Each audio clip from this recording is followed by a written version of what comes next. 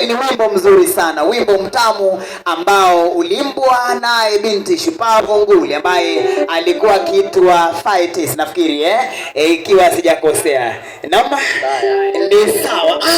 Kumbe wanajua. Kwa hiyo hao ni watu ambao ni watu wamebobea sana katika tasnia hii ya uimbaji. Ukiangalia pale pana studio kabisa. Hao mabingwa wanajua kabisa kutikisa nyaya za gita ili magita haya yatoe sauti ambayo inapendeza. Nisemaje, msikilizaji na hata mtazamaji wangu popote alipo, hapa ni sehemu ambayo tunawaalikeni kwa mikono mikunjufu na hata kuwatakia kwamba hapa ndipo sehemu ambayo tumewatengea kwa ajili ya kuhakikisha kwamba unapata burudani, unapata furaha, unapata bashasha. Nisemeje, karibuni sana katika siku hii ambayo tutakuwa tukiwakumbuka watoto wetu wa jinsia ya kiume, watoto ambao kwa kweli wanahitaji huduma ambayo inafanana kama hii. Nisemeje, msikilizaji wangu popote ulipo, siku hii ni siku ya watoto wa jinsia ya kiume ambapo tutakuwa na madhumuni muhimu sana yakiwemo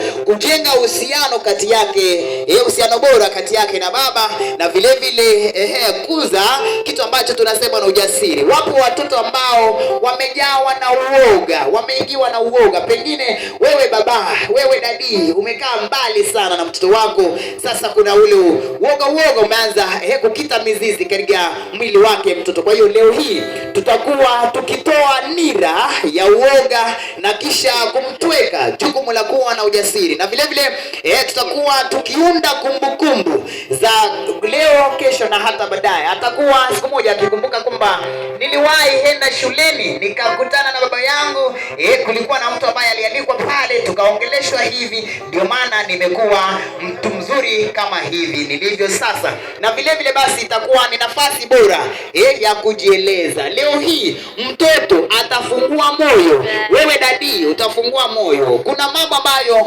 tuliyafanya awali au kidogo pengine mtoto